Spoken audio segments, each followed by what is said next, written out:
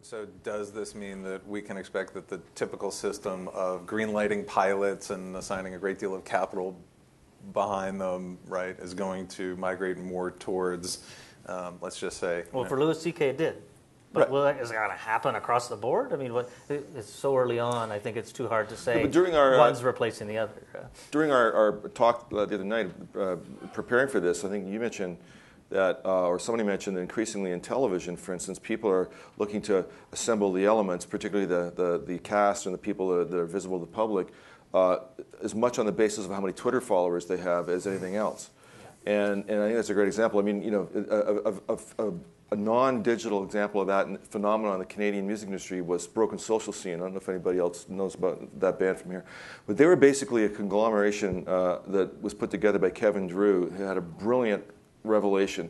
He thought if he took a bunch of semi-known people and put them together, that the day they started the band, they would have an aggregate audience of all the other people, all the elements of the band, and it worked hugely. And there's other elements of why it worked, but that was one of the main underpinnings of it. So I think that's what we're talking about here. You're going to see that. You know, so you may look the right for the part, but if you can't bring 1 million Twitters to the gig, we're not hiring you. So I mean that does segue into the Broken Social Scene works also because of the quality of the music they produced. It was part of our conversation the other day too, talking about.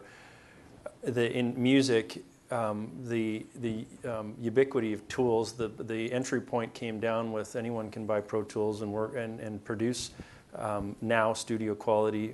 I mean, a studio engineer would beg to differ, but you can produce something fairly that used to be extremely expensive to produce. Now can be produced rather affordably.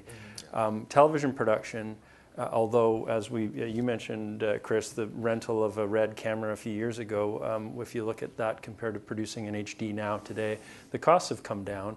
However, to create an hour of television or 44 minutes of television, the cost is quite prohibitive, and the broadcasters and the funding network and tax credits and all of that is extremely required, and the inventory is quite scarce. So in the last panel, you know, seeing what Smoke Bomb's doing, and we work with Smoke Bomb and Shaftesbury on some things. It's great. We've done some short form content with Shorts in the City, and we've made apps around content. But there is that barrier of entry of quality, and very difficult to create something that will compete. It's that combined with live sports and the live sports and live events. There's a reason why Canada's Got Talent is going to it will resonate with Canadians as it's an event. It includes the community, the same as I can't remember the one that's on CTV. These types of live events and they still cost a lot to produce, and they take a year to come together.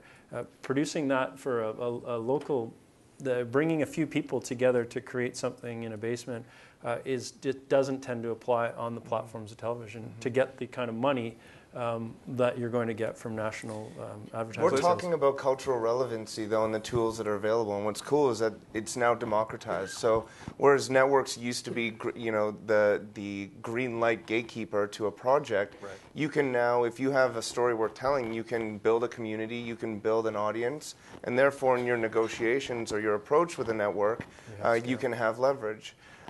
That all said, Louis C.K., I mean, I remember with Canadian Music Week panels, when Radiohead self-released their album and told the consumer, pay what you want, that was, being brought up as an anecdotal case that is kind of similar to Louis C.K. If I were to release my comedy stylings and offer it, pay what you can, I don't think, you guys look like nice people, but I probably wouldn't be able to take the TTC home. There's a role for big brands like Much Music, as an example, kind of similar example. When we ran a VJ contest, we resurrected the VJ contest from years back and called it VJ 2.0, and it was a social optimized campaign where we asked people to upload their YouTube page. We had 5,000 entries, and over the course of 6 weeks, we had 28 million page views on our site. That was because Much Music has an important role in Canadian culture, and it was something desirable for people to kind of create. Now, if I were to create a blog called Chris's VJ Search, I probably wouldn't have that, Well, so how many of those submissions were Adam Curry? Sorry, that's just for those of us who remember. Yeah, but it doesn't take. I sort of disagree with you because on the cost issue, it doesn't take a lot of money to put heart and soul in entertainment, and that's what the public relates to. And if you look at the history, even Much Music early in its day, they were the ultra cheap rebellious upstart that had heart and soul to a certain generation, and now it's the man. Sorry, but or the more of the man, and also again in music, if you look at the history of music videos, you took the top 100 music videos of all time. I'm going to guarantee you beyond a shadow of a doubt that more than half of them were amongst the cheapest videos to make. Because again, it doesn't take a lot of money to put heart and soul in, and even things like the internet phenomena videos, like who are the guys on the treadmills. OK Go. Yeah, OK Go. I mean, that costs like $1.50 to make. But rich in creativity. Yeah.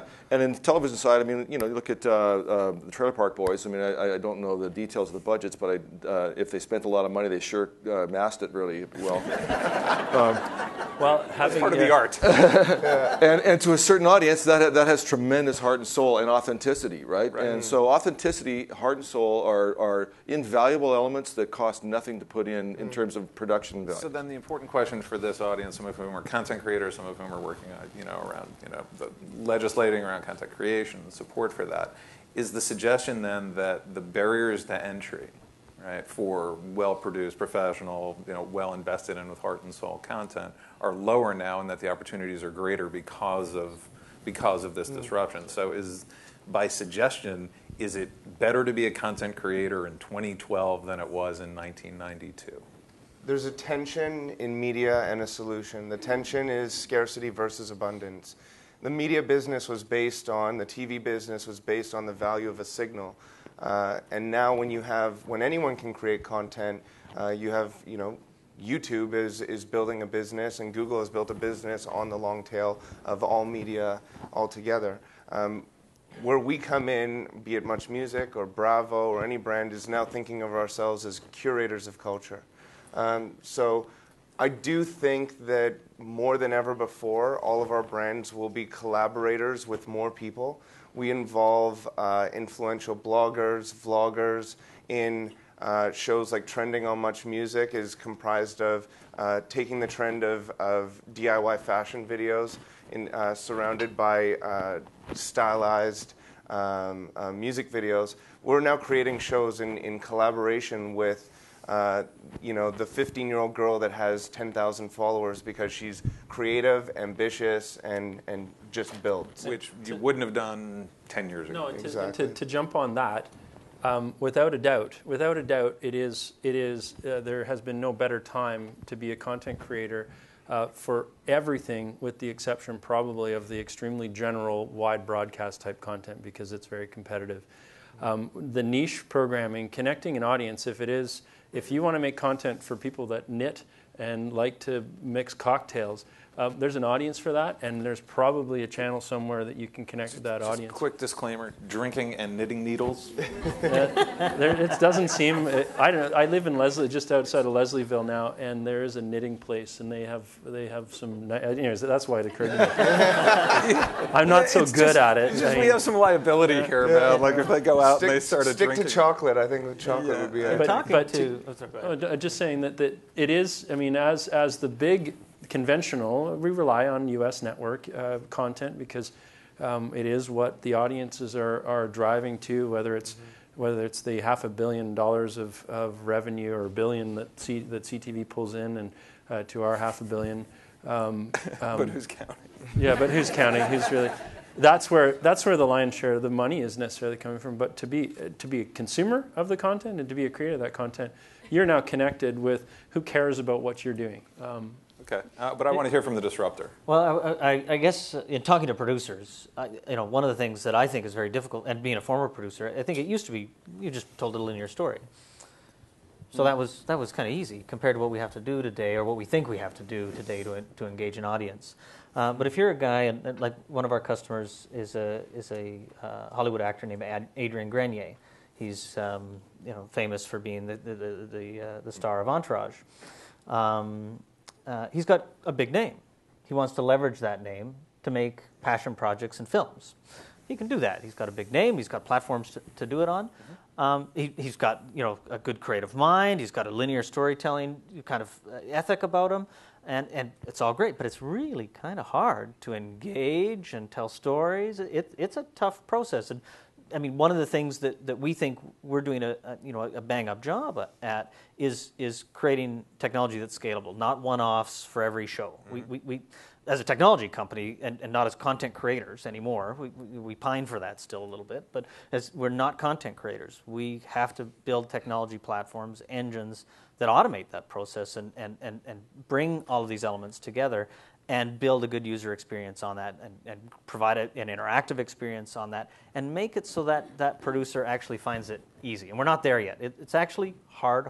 I wouldn't want to make snowboarding films today. I'd have to engage with the audience a lot. That's hard work.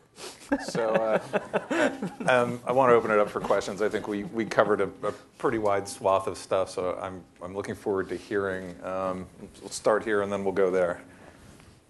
Start here. Oh, there's no one behind you. Oh, I'm sorry. Mike, he's right behind you. Good panel, guys. My question is around online piracy. And I wonder if you could comment on why it's so prevalent in Canada. We all Canadians have the experience of trying to go online to watch a recent movie. Netflix doesn't have it. iTunes doesn't carry it. You've closed all the video stores. Perry, thank you for doing that. With television shows, you try to go online. We don't get access to Hulu. We don't get access to NBC.com. Google guides you towards Sidereel, where you can learn how to pirate stuff. With music, it's an equal problem. Pandora and Spotify both have huge buzz in the rest of the world. We're left out in the cold yet again. Is it the rights holders that sort of strangle this and allow the piracy? Or are Canadians just cheap? Or are the rights holders not worth dealing with economically in Canada because it's more trouble than it's worth? Like, how come we can't get any of the good stuff? All of the above. Including Canadians are cheap. So we were actually discussing piracy a little bit before we came in. I mean, Michael, you got a perspective, pretty vivid perspective. Which one was that? It's the one where you identified who essentially may be responsible for some of that, at least. Or Well, okay. I mean, there's a whole bunch of elements there. First of all, as a music publisher, we often get accused by other elements in the music industry and the distribution industry of being the obstacles to some of the music services you're describing coming into the country.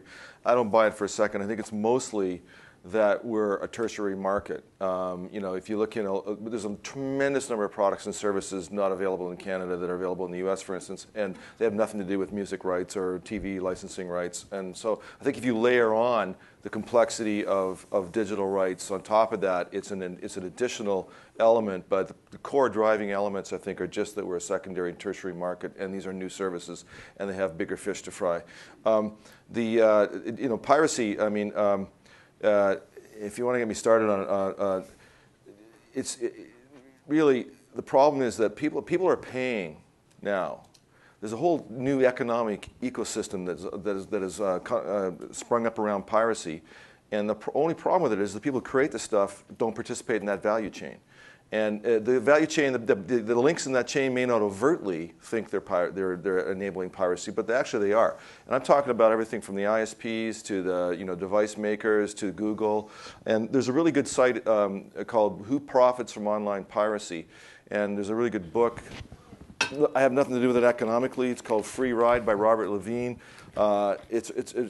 People are just starting to think about this stuff, and if you ask the question, well, who's profiting from this? And the fact is that many people are, and the law has not kept up with the technological developments, and in order to force that chain to find a spot for you in the chain as a content owner. And that's the government's role in creating IP laws, is always to periodically readjust the laws to account for the fact that technology developments have created a new class of products, services, and participants that use your stuff and that make money from your stuff, but they don't have to include you because the law says they don't have to.